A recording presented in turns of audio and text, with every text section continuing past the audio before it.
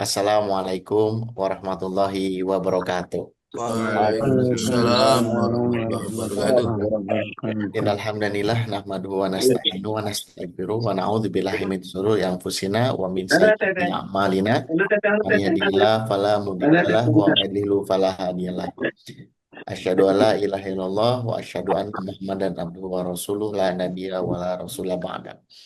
Alhamdulillah, puji serta syukur hanyalah milik Allah Subhanahu wa taala. Pada kesempatan hari ini, Sabtu 9 Jumadil Akhir 1447 Hijriah atau bertepatan dengan 29 November 2025, kita dapat bertemu kembali, bersilaturahmi kembali, kembali dipertemukan melalui kajian rutin kita, yaitu Golden Habit Forum, yang alhamdulillah pada pagi hari ini telah memasuki episode yang ke-230. Salawat serta salam mari senantiasa kita curah limpahkan kepada suri tauladan kita, junjungan kita semua Nabi Allah Muhammad Sallallahu Alaihi Wasallam, kepada keluarganya, sahabat-sahabatnya, tabiin-tabiatnya, dan juga para pengikutnya hingga akhir zaman. Ibu bapak seluruh partisipan Golden Habit Forum yang dirahmati oleh Allah, alhamdulillah kita kembali bertemu setelah terakhir kemarin minggu lalu, dan insya Allah pada pagi hari ini Ustadz kita, guru kita, Ustadz Agus Sukaca selaku pemantik akan melanjutkan diskusi pada minggu lalu, masih berkaitan dengan konsep tauhid, yang mana pada hari ini insya Allah beliau akan menyampaikan topik menghindari ta'alluq pada manusia di era kontemporer. Semoga dari apa yang nanti disampaikan oleh beliau, kita semua bisa mendapatkan banyak ilmu yang tentunya bisa menambah kebaikan kepada kita semua. Baik Ibu Bapak sekalian, sebelum kita mulai, mari sama-sama kita buka kajian Golden Habit Forum pagi hari ini dengan melafazkan basmalah bersama-sama. Bismillahirrahmanirrahim. Bismillahirrahmanirrahim. Bismillahirrahmanirrahim. Untuk selanjutnya, waktu dan tempat kami persilakan kepada Ustaz. Silakan, Ustaz. Assalamualaikum warahmatullahi wabarakatuh. Waalaikumsalam warahmatullahi wabarakatuh. Alhamdulillahi rabbil alamin. Assalatu wassalamu ala asyrafil anbiya'i wal mursalin Muhammadin wa ala alihi wa sahbihi ajma'in. Amma ba'd. Bapak Ibu, saudara-saudara sekalian, segenap partisipan Golden Habit, rahimakumullah, yang alhamdulillah kita bersyukur karena Allah Subhanahu wa taala sebarannya dari timur ke barat ada, ya, dari Papua hingga Sumatera, ya, melintasi batas negeri. Ya. Ini moderatornya dari Kuala Lumpur, ya, dari Malaysia. Dan kita di pagi hari ini masih melanjutkan kajian tentang bagaimana kita mengusahakan diri husnul khatimah. Syarat penting untuk husnul khatimah adalah bertauhid, tidak ada unsur syiriknya. Ya. Maka yang kita kaji bagaimana kita bertauhid yang murni. Kita masih melanjutkan kajian sebelumnya. Ini di Sabtu yang lalu kita sudah membahas menghindari ta'alluq pada manusia. Bagaimana diceritakan di dalam Al-Quran. Potensi-potensi ta'alluq pada manusia, ya, yang dikisahkan di dalam Al-Quran. Maka kita hari ini akan mencoba membahas bagaimana di era kontemporer ini. Tapi sebelumnya mohon izin untuk sedikit mereview bahwa tauhid ini adalah misi semua nabi. Misi utama kenabian itu adalah tauhid. Wa ma arsalna min qablika mir rasul illa nuhi ilaihi annahu la ilaha illa ana fa'budun. Ya.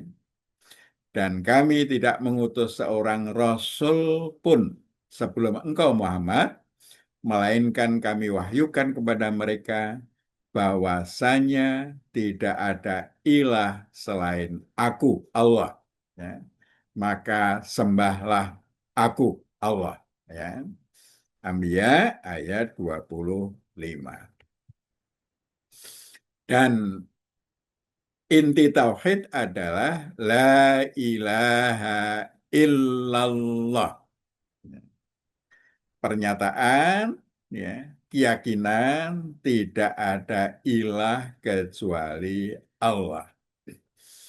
Nah, penggunaan kata ilah di dalam Al-Quran itu, ya, yang pertama menunjuk pada Allah itu sendiri sebagai satu-satunya ilah yang benar bagi manusia.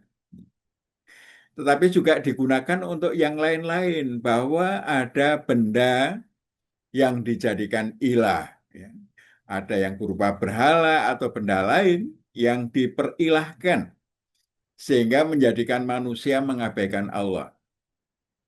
Yang ketiga, menyebut pada manusia yang kuasanya menyebabkan orang lain mengabaikan Allah.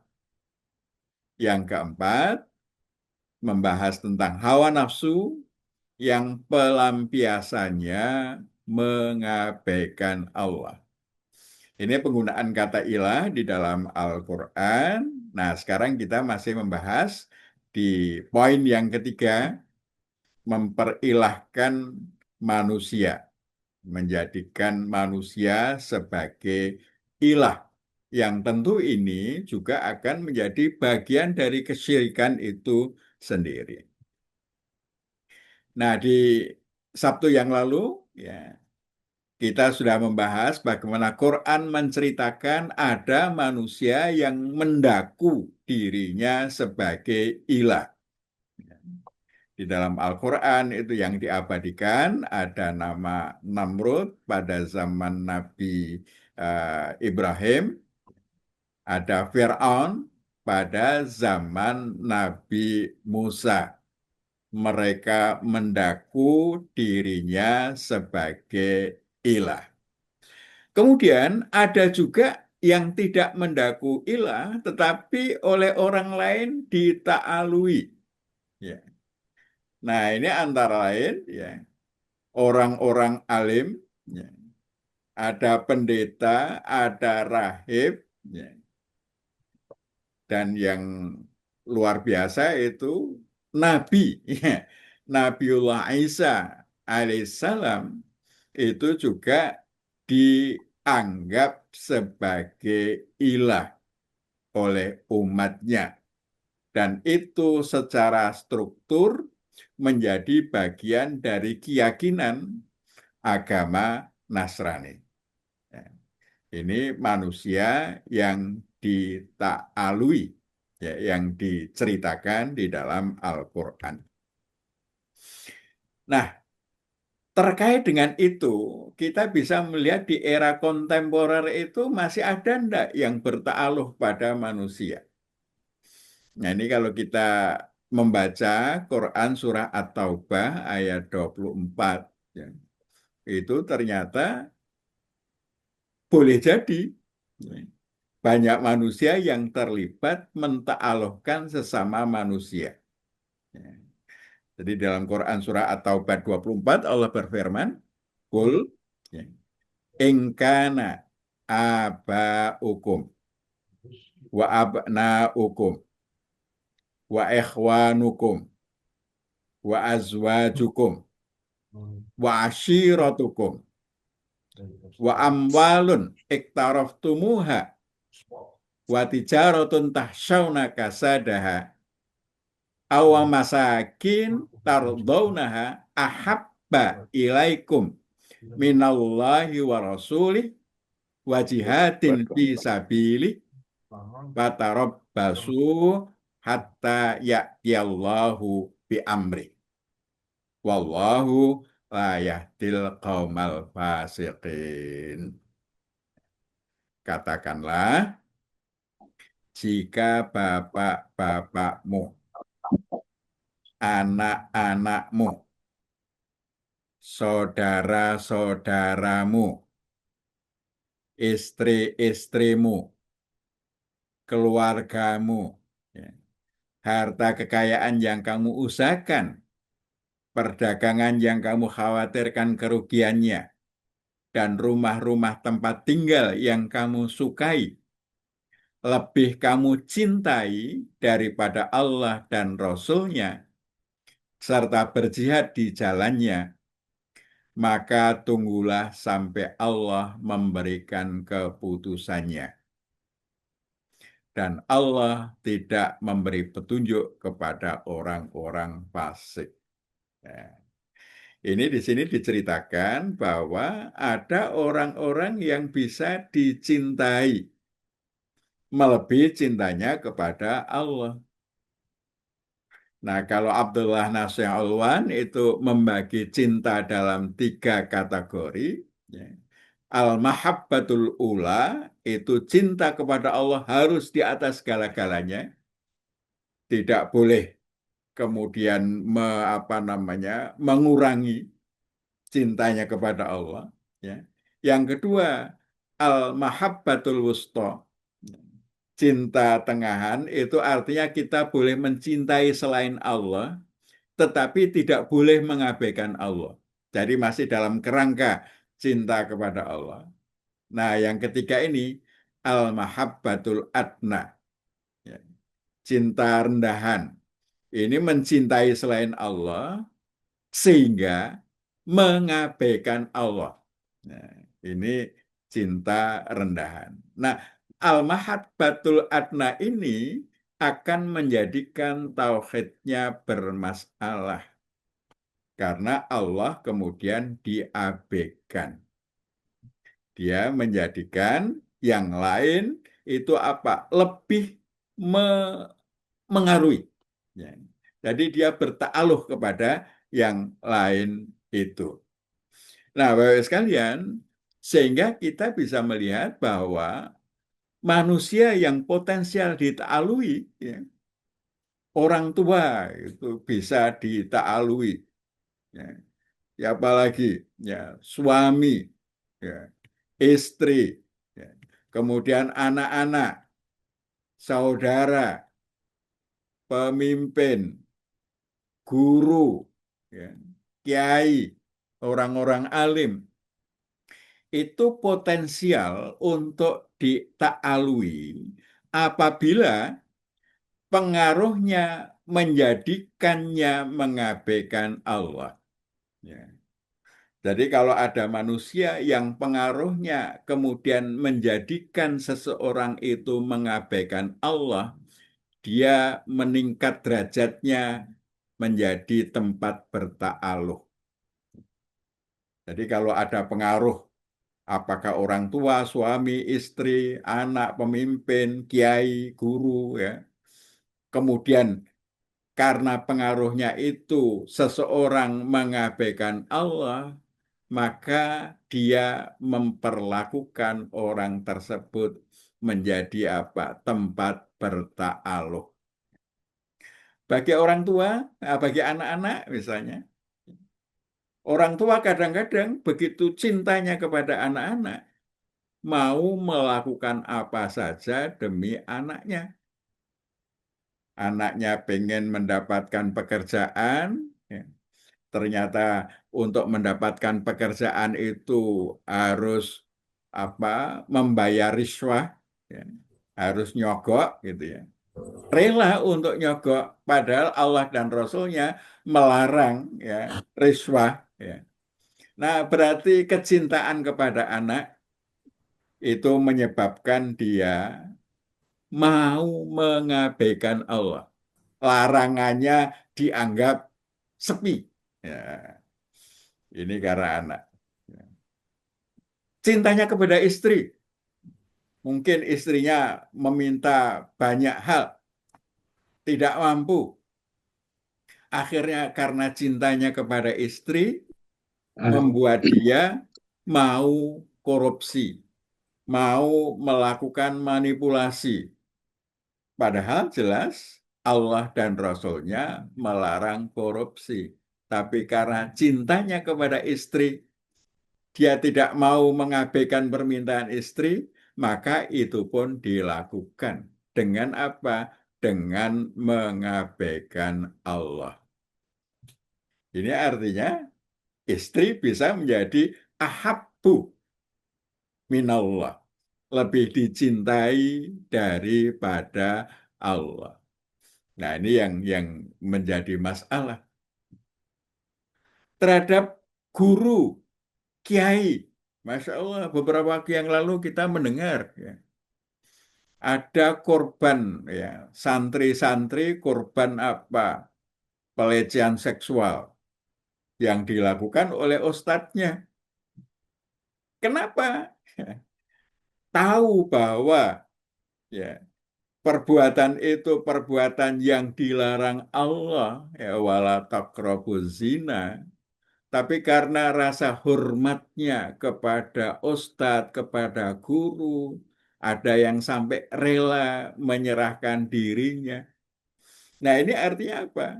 Sudah bertakluk pada guru itu, pada ustadz itu. Berarti ini ustadznya nggak beres, ustadznya nggak benar. Ya. Karena apa? Mengabaikan Allah. Yang diajak kok mau? Ya berarti dia sudah mendudukkan ya gurunya, ya ustadznya. Nah, ini sudah menjadikan dia sebagai tempat ta'alluq. Nah, oleh karena itu intinya adalah berta'alluq kepada manusia. Itu kalau kita membiarkan pengaruhnya menjadikan kita mengabaikan Allah dengan sadar, ya, maka sesungguhnya kita sudah menjadikan atau orang itu sudah menjadikan berta'alluq kepada manusia. Maka berta'alluq hanya kepada Allah. Intinya adalah ketaatan kepada Allah. Kepada yang lainnya boleh taat kalau selaras dengan Allah. Kalau tidak selaras, maka no, tidak. Ya. Kita menghindarkan diri dari apa saja yang tidak selaras dengan Allah. Itu adalah intinya. Maka kita harus mendudukkan setiap manusia, siapapun orangnya.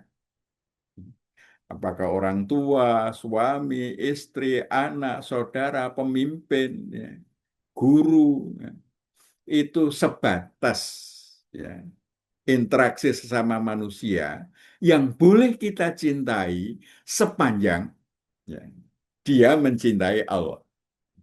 Sepanjang tidak berpengaruh pada ketaatan kita kepada Allah. Kalau sampai mempengaruhi ketaatan kita kepada Allah, menjadi mengabaikan Allah, maka sesungguhnya kita telah menaikkan posisi orang itu sebagai ilah. Nah, ini maka kita menjadi paham bahwa tauhid itu memang dahsyat. Kiai Hajid, ya, murid langsung Kiai Dahlan, itu beliau mengatakan, ya, ojo ngira kowe wis tauhid yang durung bisa nguncangke dunya. Ya. Jangan merasa kamu sudah bertauhid kalau belum mampu menggoncang dunia. Ini tentu menjadi sesuatu yang dahsyat. Kita hanya mau dipengaruhi oleh Allah, yang lain boleh berpengaruh sepanjang selaras dengan pengaruh Allah. Saya kira demikian sebagai pemantik Bapak Ibu sekalian. Ya. Mohon nanti Kiai Jumari, Kiai Mustain, Kiai Sairi, ya Ustadz Kamal, ya Ustadz Laode, ya, dan lain-lain, Pak Zuhri, ya, berkenan untuk bisa eh, melengkapi, menguatkan supaya kita itu betul-betul terbebas dari segala macam tempat bertaaluh, ya, kecuali hanya kepada Allah saja. Assalamualaikum warahmatullahi wabarakatuh.